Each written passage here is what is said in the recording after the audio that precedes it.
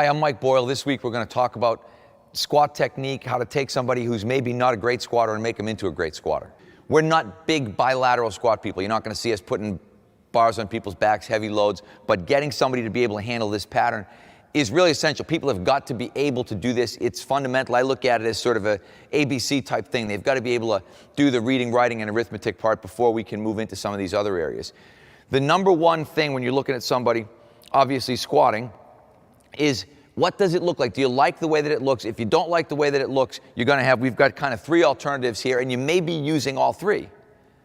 But we're going to sort of take them one at a time. If you see somebody and they're squatting and you see this sort of pitched forward action, then I've got to think, okay, how do I get them out of that? I would have told you last year, block their heels up. Now I'm going to tell you goblet squat. Dan John, who's another strength and conditioning coach, great guy, brilliant guy.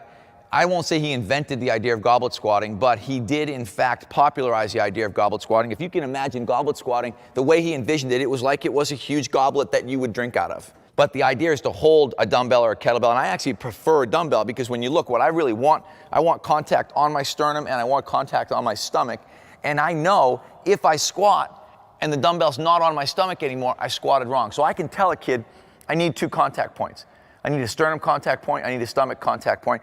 And then all they're going to ask them to do is simply go down so that their knees touch their elbows, stand back up again. The cool thing about this,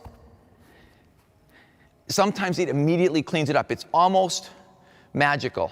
And that was something that we experimented with last summer. We took a bunch of kids who were not good squatters and said, okay, let's just goblet squat. 90% of those kids, and we're talking high school kids, gangly kids, kids who tended to kind of adduct and internally rotate, those kids got better right away. So what we're going to do, if we get somebody in a goblet squat position and that doesn't work, the next thing we're going to do is we're going to block their heels.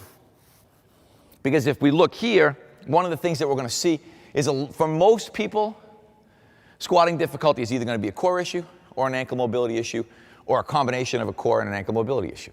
So what we want to be able to do, this is a simple ankle mobility correction. If I take somebody here in this goblet position, and you'll probably look at me and think, wow, you look a little bit better. I look a little bit better because I've changed my ankle mobility in that situation. Third thing, if we're still not happy, some kind of band around the knees. Because what we've got to think about, and I don't want to get super sciencey on you here, but your glutes help you to abduct, which is push your knees apart, and externally rotate. When you tell somebody to put a band around their knees, you get them to engage those muscles in the way that they're supposed to be using them. Some people just struggle to use their glutes. They don't understand the concept of squatting.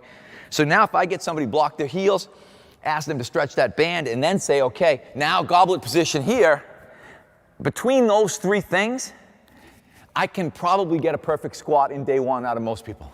I like more sets for beginners because what we really want, we want repetitions and we want repetition. So it's both. When we get 3 sets of 10, we're going to get 30 repetitions. They're going to do it a whole bunch of times. The key for us, no matter whether we're doing, you want to do 3 sets of 8, go ahead. You want to do 3 sets of 6, I think it's going to be too heavy for a beginner. But the point is perfect reps done with perfect form, what we like to call technical failure. Technical failure means when you're not doing it right anymore, you're not doing any more reps.